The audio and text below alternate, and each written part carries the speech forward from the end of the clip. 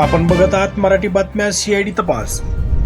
मागणी आहे अॅट्रॉसिटीज गुन्हा आणि इतर कलम. तुमच्या पत्रामध्ये अॅट्रॉसिटीचा उल्लेख आहे की नाही? आमची मागणी काय होती तुम्ही एकदा तुमच्या तोंडाने सांगा. कोथरूड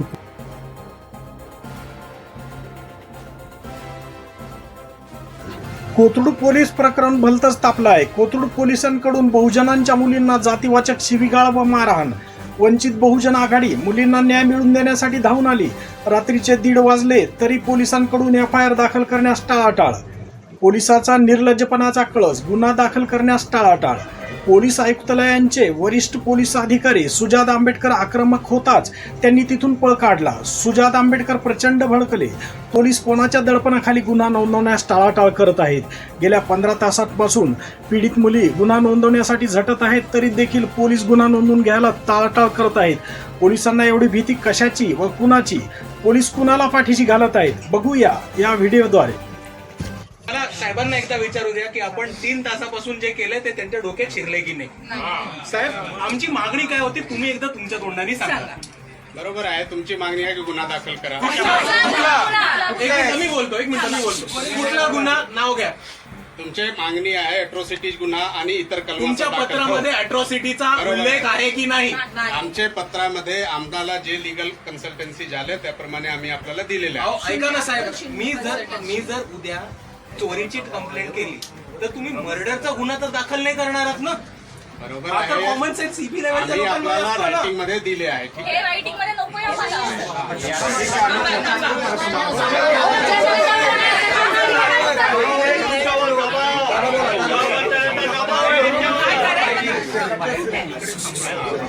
घ्या ना, कॉन्ट्रॅक्ट करायला घ्या. ऍट्रॉसिटीच्या उत्तरामध्ये आमचा प्रश्न नव्हता. चर्चा करू द्या त्यानंतर. अहो तुम्ही रात्री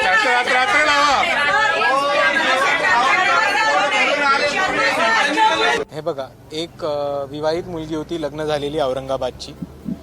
तिचे सासरे तिला मारहाण करत होते आणि तिचे सासरे तिला त्रास देत होते म्हणून ती प्रोटेक्शनसाठी पुण्यात आली. तिचे सासरे आता रिटायर्ड IPS आहेत आणि पोलीसमध्ये काम करायचे, पण ते आत्ता पदावरती नाही आहेत, आत्ता ते निवृत्त नाही आहेत, ते रिटायर झालेले आहेत. ही वस्तुस्थिती आहे. ती मुलगी प्रोटेक्शनसाठी पुण्यात येते आणि आपल्या सर्वांना माहिती असेल की हगवणे प्रकरण पुण्यात जेव्हा गाजलेलं तेव्हा बऱ्याचशा सामाजिक कार्य करणाऱ्या मुलींनी आपले नंबर, आपले व्हॉट्सॲप नंबर्स आणि आपले कॉन्टॅक्ट नंबर हे महाराष्ट्रभर व्हायरल केलेले की हगवणे प्रकरण परत कुठल्याही महाराष्ट्रामधल्या मुलीवरती होऊ नये. आणि म्हणून काही आपण म्हणू सोशल वर्कर्सनी आणि काही समाजकार्य करणाऱ्या मुलींनी त्यांचे नंबर व्हायरल केले होते. आता जी मुलगी औरंगाबादवरनं आली, आता आपण सर्वांनी समजून घ्या की अतिशय सेन्सिटिव्ह केस असल्यामुळे मी कोणाचंही नाव घेणार नाही. पण जेव्हा औरंगाबादवरनं जेव्हा ती मुलगी पुण्यात आली आणि तिने त्या सामाजिक कार्यकर्त्यांना कॉल केला प्रोटेक्शनसाठी, तेव्हा त्यांना एका हॉस्टेलमध्ये ठेवण्याच्या आधी 1 दिवस एका मुलीच्या घरी त्यांनी शेल्टरसाठी ठेवण्यात आलं. आता त्या मुलींनी त्या मुलीला शेल्टर दिला होता, आसरा दिला होता. त्यांच्या घरी संभाजीनगरवरनं म्हणजे औरंगाबादवरनं पोलीस पलटण येते. ते कोथरूडच्या पोलीसचं कॉपरेशन घेतात आणि त्यांच्या घरामध्ये जाऊन धडती घेतात. आता त्यांनी घरामध्ये जाऊन त्या मुलींना घाणेरड्या भाषेत बोलणं, एका प्रकारे. एक महिला पोलीस होती, बाकी सगळे पुरुष इन्स्पेक्टर असताना त्यांच्या खोलीत घुसणं, त्यांच्या बाथरूममध्ये घुसणं, त्यांच्या घरात जाणं, त्यांच्या कपड्यांना हात लावणं, त्यांच्या अंडरगार्मेंट्स इनरवेअर्सना हात लावणं, हा प्रकार पुरुष पोलिसांनी केलाय. तेवढंच नाही तर त्या मुलींना मुर्दार मारहाण सुद्धा केली. जेव्हा त्या पोलिसांना विचारलं की तुम्ही मारहाण का केली आहे, आम्हाला मारताय कशाला, तुम्हाला कोणता अधिकार आहे, त्या पोलिसांनी त्या पोरींना उचलून पोलीस स्टेशनमध्ये नेलं. पोलीस स्टेशनमध्ये वेगळी मारहाण केली, वेगळी जातीवाचक वागणूक दिली. त्यांना त्याच्यावरनं हे पण कळलं की त्यातल्या 2 मुली, एक मुलगी जी होती ती आडनावावरनं, त्या पोलिसांना जातीवादी कोथरूड पोलीस असल्यामुळे त्यांना आडनावावरनंच अंदाज लावता आला की ही मुलगी दलित समाजाची आहे. तिला म्हटलं तुला उभी राहायची पण तुझ्या इकडे बसायची पण अवकात नाही. तिला 6 तास पोलीस स्टेशनमध्ये उभं केलं होतं. बाकीच्या 2 मुलींना सुद्धा पोलीस स्टेशनमध्ये उभं राहून घाणेरड्या जातीवाचक शिवाय महारांच्या मांगांच्या अवकाती आहेत का, तुम्हाला बुटाच्या खाली ठेचलं पाहिजे. त्याच्याचबरोबर एक जी पोलीस इन्स्पेक्टर होती त्यांना जेव्हा क्रॉस क्वेश्चन केलं की मॅडम तुम्ही हे करत आहे ते चुकीचं करताय, तेव्हा त्या पोलीस इन्स्पेक्टर या मुलींना म्हणाल्या की तुमचा हा ॲटिट्यूड असा असेल तर तुमचा उद्या मर्डर होईल रस्त्यामध्ये. अशा प्रकारच्या मोठ्या धमक्या ह्या पोलीस प्रशासनाने इकडच्या मुलींना दिल्यात. तेवढंच नाही तर ती मुलगी जी मिसिंग होती त्यांनी सांगितलेलं की ती वन सिटी सेंटरमध्ये होती. पोलिसांना माहिती असतानाही ती कुठे होती. आणि वन सिटी सेंटर आता हे प्रायव्हेट नाही, वन सिटी सेंटर हे पोलिसांचंच रेस्क्यू होम आहे, शेल्टर होम आहे. तर जेव्हा पोलिसांच्याच गव्हर्नमेंटच्याच शेल्टर होममध्ये ती मुलगी जेव्हा होती तेव्हा अरेस्ट केलेल्या मुलींना किंवा ताब्यात घेतलेल्या मुलींना ताबडतोब सोडलं पाहिजे होतं. एक ही महत्त्वाची गोष्ट आपण समजून घेऊया. आता दुसऱ्या बाजूला जेव्हा त्या मुलींना अरेस्ट केलं होतं तेव्हा एका मुलीच्या वर्क प्लेसला ते घर मालकाला घेऊन पोचलेले. त्या मुलीला पोलीस वर्क प्लेसमध्ये आल्यामुळे जो त्रास झाला आहे तो वेगळा त्रास. तिन्ही मुली होत्या ज्या रेंटवरती राहत होत्या, त्यांच्या घरी पोलीस पोचल्यामुळे त्या तिन्ही मुलींना घर मालकांनी काही गरज नसताना रस्त्यावरती काढले रातोरात. ही अजून एक बाब आपण समजून घेतली पाहिजे.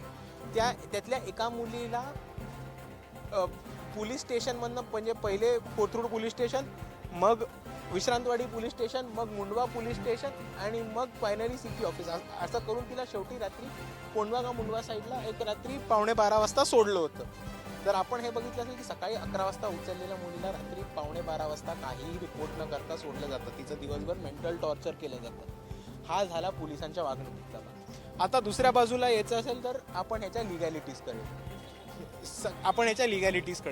लिगॅलिटीजकडे येताना आपल्याला एक गोष्ट कळेल की इकडे संभाजीनगरची किंवा औरंगाबादची जर टीम पुण्यात आली असेल तर त्याला काहीतरी ऑफिशियल कॉरेस्पॉन्डन्स असतं.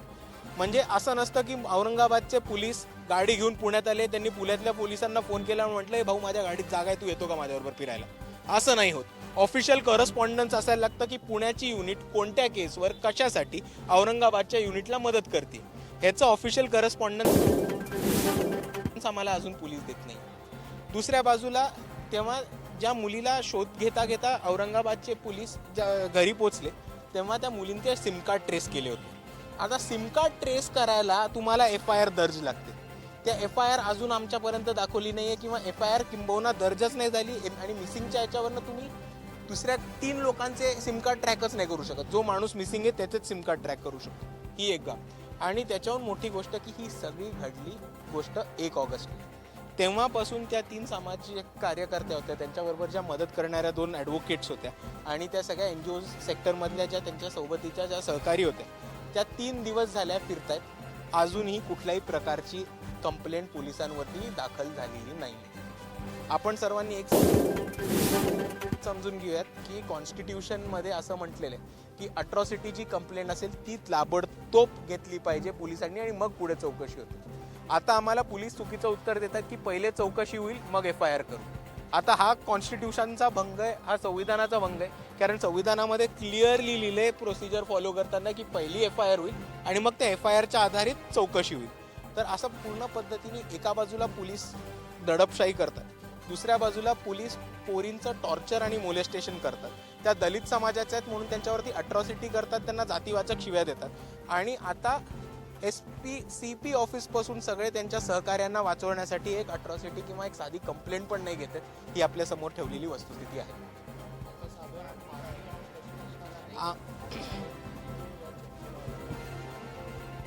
हे बघा किती वेळ लागेल हा फरक नाही पडत. मी तुम्हाला सर्वांना आत्तापासून सांगतोय की जोपर्यंत FIR दर्ज नाही होत तोपर्यंत आम्ही CP ऑफिस तरी सोडणार नाही. 1 दिवस लागू देत, 1 तास लागू देत, 2 महिने लागू देत, आम्ही CP ऑफिस सोडणार नाही. आणि त्या मुलींचा FIR कोणत्याही परिस्थितीत घ्यायला लावू. हे आमची मूळ मागणी आहे की सगळ्यात पहिले त्यांनी प्रस्तुत करावं की या मुलींच्या घरी घुसलेले त्याचं सर्च वॉरंट द्या. मी एक मागणी हायलाईट करत येतो. आमची एक मागणी आहे की ज्या सर्च वॉरंटवरनं या मुलींच्या घरी दस्ती घेतली त्याचं सर्च वॉरंट द्यावं. दुसरी गोष्ट, ज्या औरंगाबादच्या टीमनी पुण्याच्या टीमला काम करायला बरोबर घेतलं त्याचं एक पुरावा द्यावा. जर औरंगाबादची युनिट पुणेच्या युनिटला किंवा काम करत असेल तर आता औरंगाबादची युनिट डायरेक्ट कोथरूडच्या युनिटला कॉन्टॅक्ट नाही करू शकत. ते CP ऑफिस थ्रू जायला लागतं. तर CP ऑफिसकडे जो करस्पॉन्डन्स आला तो आम्हाला पुरावा पाहिजे. आणि खास करून सगळ्यात महत्त्वाची आमची ही मागणी राहील की या मुलींवरती जे अट्रॉसिटी, ब्रुटॅलिटी आणि पोलिसांनी टॉर्चर केलं आहे त्याच्यावरती लगेच FIR झाला पाहिजे. आता पोलीसवाले आम्हाला असं म्हणत होते की 48 तास आम्हाला लागतील चौकशी करायला. आम्ही त्यांना सरळ म्हटले की ते आम्हाला मंजूर नाही. तुम्ही FIR आत्ताच्या आत्ता दर्ज करून घ्या. तुम्ही 48 तास घेत असाल तर आम्ही हे पकडू की तुम्ही FIR दाखल करायला आम्हाला सरळ नकार देताय आणि जर ती परिस्थिती असेल तर आमचा पोलीस प्रशासनावरचा विश्वास उठून रस्त्यावरच्या लढाईवरती विश्वास येईल. तुम्ही स्वतः थांबणार आहात इथे आता? आम्ही सर्व लोक थांबणार आहोत. इथे बऱ्याच इतर पक्षाची लोक सुद्धा आलेली आहेत आणि त्याचबरोबर वंचित बहुजन आघाडीची पदाधिकारी आहेत. कालपासून आम्ही इथे आहोत. आम्ही सर्व इकडे थांबून राहू. काही कारवाईच होत नाही, वरिष्ठ स्तरावरून होत नाही, सीपी स्तरावरून होत नाही. तुम्ही किती वेळ असं बसणार? त्या मुली आता 3 दिवस झाले सगळा संघर्ष करतायत. मग नेमकं काय आले, काय अधिकारी चर्चा करतात? आज सीपी तर आता इथं नाही आहेत, वरिष्ठ अधिकारी सुद्धा कोऑपरेट करत नाही. त्याला जबाबदार कोण आहे? त्याला जबाबदार इकडची सरकार आहे. कारण माझं सरळ सरळ म्हणणं आहे की पॉलिटिकल बॅकिंग नसल्याशिवाय इतकं कोणी माजुरडेपणा करणार नाही. हा माझा सरळ सरळ म्हणणं आहे. जोपर्यंत पॉलिटिकल बॅकिंग नसेल तोपर्यंत औरंगाबादची टीम पुण्यात येऊन हा राडा करणं, मुलींना छळ करणं, मुलींच्या घरात घुसणं, जातीवाचकपणे त्यांना टॉर्चर करणं आणि त्याच्यानंतर 3 दिवस FIR पण नाही दर्ज करणं, ह्याला संबंध पॉलिटिकल बॅकिंगचा आहे. आणि आपल्याला ठामपणे दिसतंय की एक मनुवादी ताकद इकडे सत्तेत आली आहे आणि ते पोलिसांची या जातीवादी वागणुकीला पाठीशी घालते.